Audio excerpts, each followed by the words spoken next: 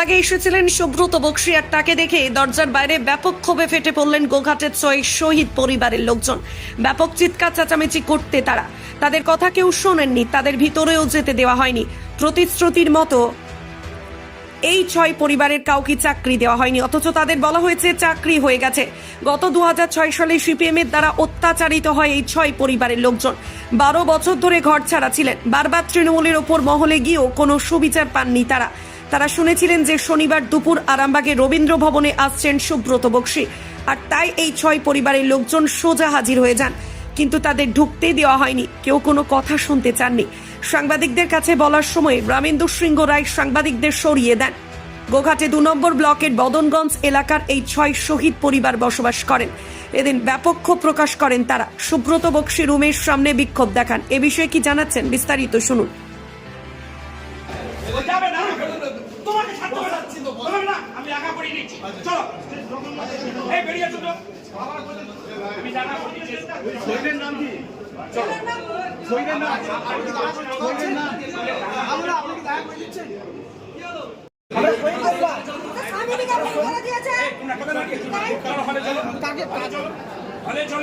কি হয়েছে?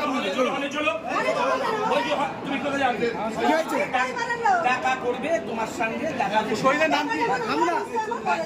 প্লিজ আপনারা চলুন চলুন, আপনারা চলুন, দাদা যাচ্ছে, কথা হবে চলুন চলুন চলুন।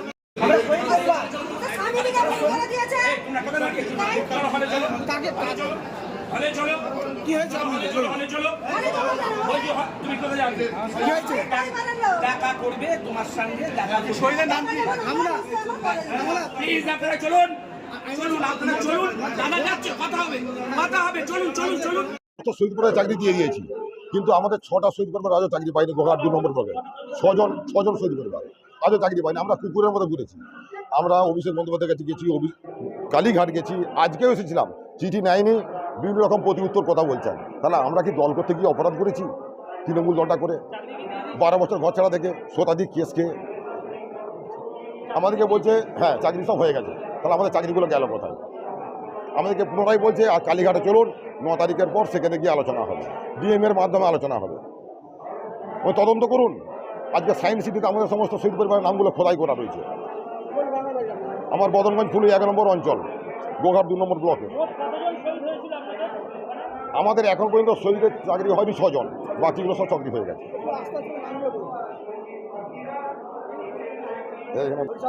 হ্যাঁ, শাহাজুদ্দিন খাঁ, সাজেদুল মল্লিক, রমজান পাঠান, কার্তিক ঘোষ, জাকির আলী খান, এই 6জন মারা গেছে। 2000 সাল থেকে 2006 সাল। নেতৃত্ব কি বলবে? বয়স চাকরি দিয়ে দিয়েছি, আপনারা কলকাতায় চলুন, দিদির সঙ্গে কথা বলুন, ডিএমের সঙ্গে কথা বলবো, যদি চাকরি দেওয়া থাকে তাহলে চাকরি দেওয়া হবে। কিচ্ছু না, আমাদের কোনো কিছু নেই। দল আমাদেরকে সাহায্য পর্যন্ত 2 টাকা দিয়ে সাহায্যও করেন। যাক, আর কিছু বলছি না। আমার নাম মুকুন্দ হাজরা। আমার বাবা মারা গেছেন, আমি তার ছেলে হয়েছে। আমি 12 বছর ঘর চালাচ্ছিলাম তৃণমূল কংগ্রেস পার্টি করে।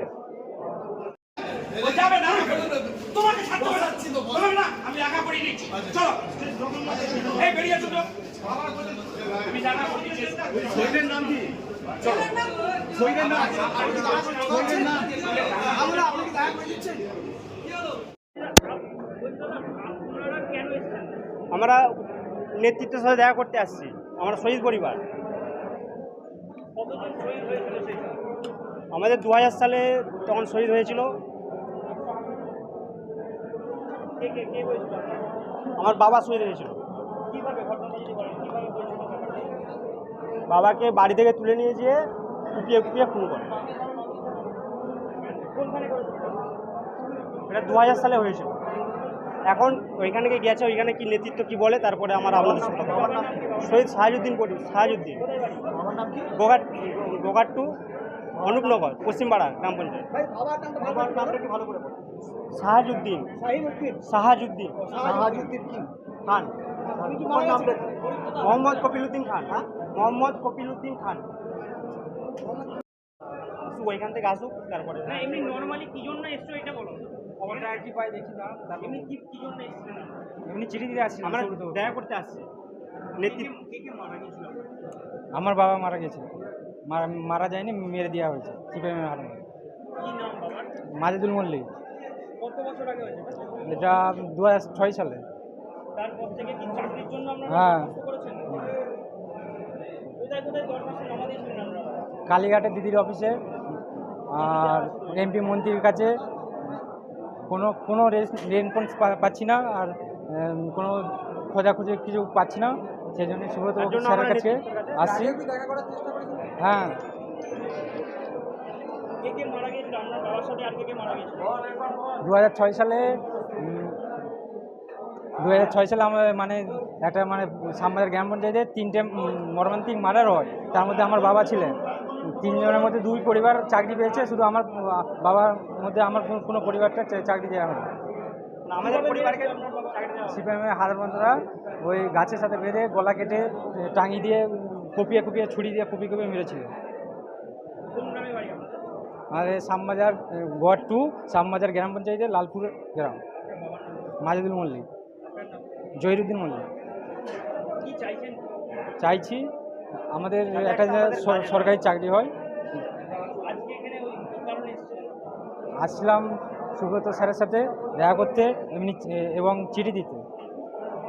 আর ওই যারা এসেছেন আপনাদের সঙ্গে কে কে এসেছেন আপনার সাথে? মা আসছে, মায়ের নাম কি? শরীফাবি, আর কে এসেছেন? আর অন্য পঞ্চায়েত থেকে আসছে, ফুলুই থেকে, কাকা সম্পর্কে হয়। জহিরুদ্দিন মল্লিক। আরামবাগ মতিলাল টেলিশপ ও স্যামসাং সার্ভিস সেন্টার অনলাইন বা যে কোনো দোকানের থেকে সস্তা। আপনাদের সকলের প্রিয় মতিলাল মোবাইল, তাই আজই আসুন। পুরানো মোবাইল সারানোর চেয়ে বেশি দামে এক্সচেঞ্জ, 0% ইন্টারেস্টে, 0 ডাউন পেমেন্ট, 0 কস্টে মোবাইল ফাইন্যান্সের সুবিধা। আমাদের ঠিকানা পুরাতন বাজার, আরামবাগ হেডপোস্ট অফিসের বিপরীতে, আরামবাগ, হুগলি। আমাদের যোগাযোগ নাম্বার 7001304430।